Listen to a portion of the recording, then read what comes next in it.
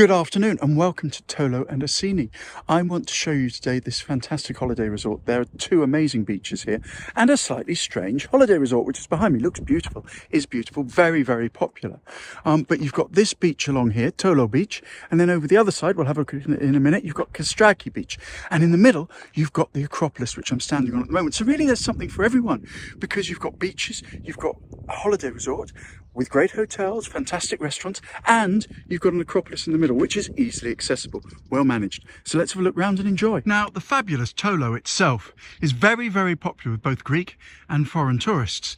And the reason being is that apart from obviously it's got great amenities, beaches, etc., it's only about 15 minutes from Nafplio, and I'd highly recommend visiting Nafplio. I have videos on it, have a check and look, and only about an hour and a half to an hour and 45 minutes from Athens.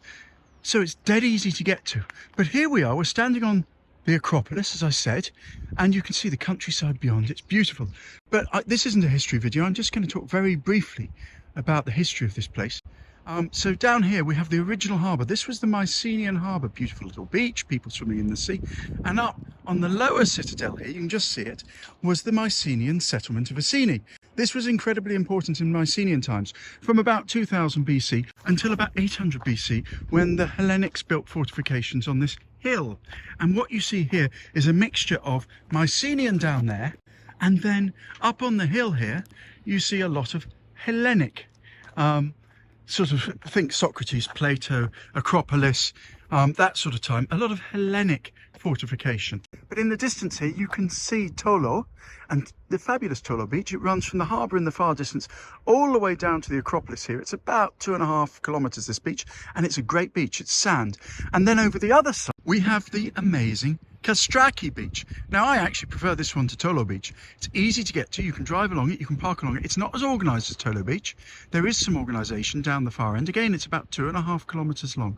But this one is pebbly and sandy, small pebbles, but I prefer it because it's quieter. If you come here as a tourist, Tolo Beach in the summer will be packed and, dare I say it, rather intense.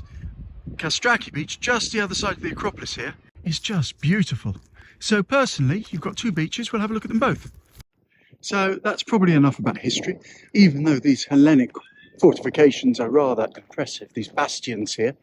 Continue down this road, ignore the history, and we come to the Kastraki Beach. Very, very popular with the Greeks, less popular with foreigners because they don't know it exists and it's quite difficult to get to. As I said, the foreigners will always go to Tolo, the main town, where there are the restaurants and the bars and the hotels, big hotels actually, and they won't come to this beach. Now this beach is beautiful. It's open to the public, it's not overly developed, and as you can see it looks fantastic. You can pitch up along here, you can drive anywhere along here, park up next to the beach, put your umbrella down, put your sun towel down and have a fantastic day without people bothering you. If you're in Nafplio, if you want the best beach in the area, you either go to Astros, which is very similar in terms of a shingle and a sand mix, or you come here. This is closer. Astros about 35 minutes from Nafplio. This 15 minutes, and this is a good beach. Don't go to Tolo Beach, come to this one, Kastraki, to the east of the Acropolis. And you can see the Acropolis up here, although it doesn't look much from here. Let's pop to Tolo now, have a look at Tolo. Now, come to the west of the Acropolis, you can see it there in front of us. You come to Tolo Beach. This is completely different to Kastraki Beach. Firstly, it's sandy. You can see it's very sandy. Secondly, it's organised.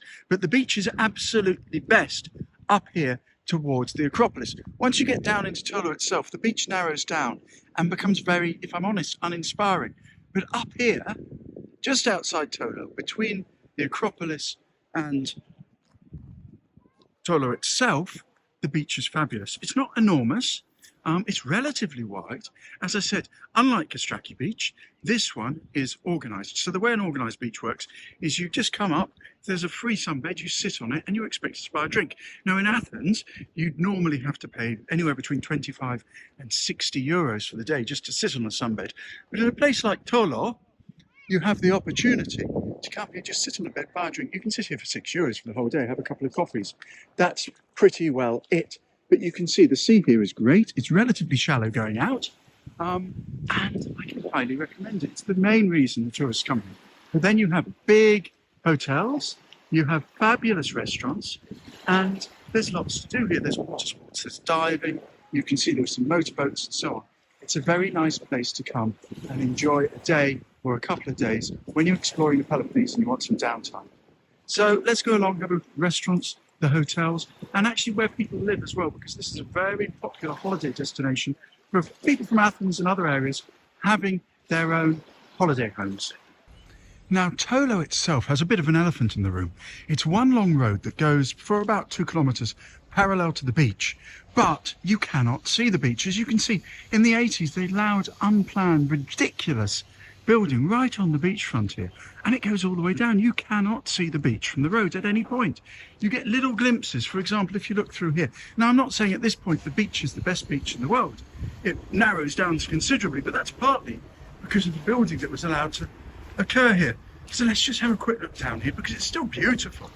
But as I said, if you're going to go to the beach, you either go to Kastraki or you go down towards the Acropolis over there to Tolo Beach. But you can see once you get up to the town, the encroachment of these buildings on the seafront is just ridiculous. It's such a shame because it's ruined what was otherwise an absolutely amazing town. Now, there are still pockets you can see down here. People have managed to find a little bit of the beach.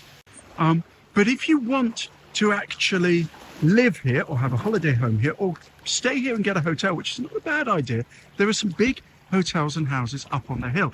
And you can see up on the hill here, you get fabulous views over the town of Tolo, over the Acropolis.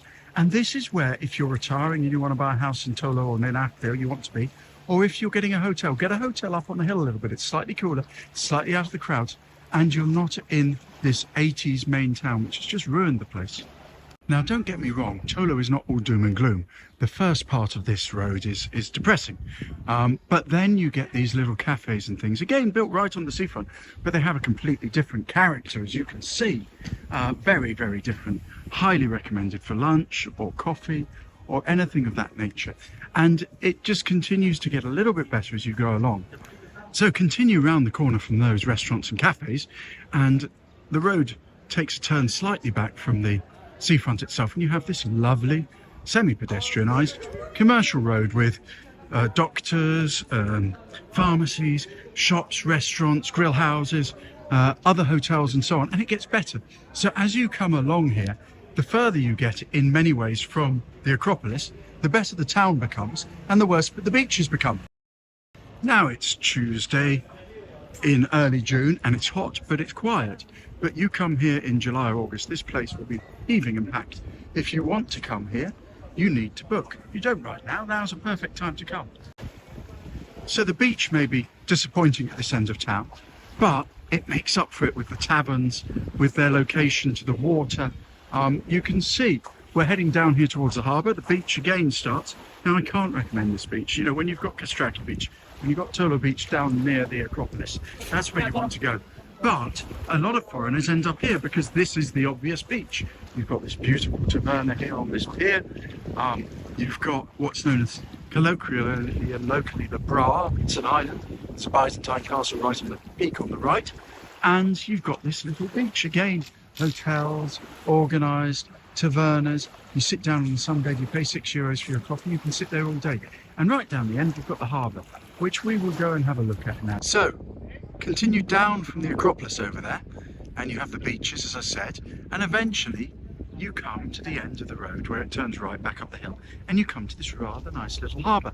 Now, this harbour is interesting because the boat over there, the big boat over there, Pegasus, takes you to Hydra and Spetses twice a week, so you can get a cruise to the islands of Hydra and Spetses. But again, it's an example perhaps of not really making the most of what you've got. Town planning here, if you're listening, council.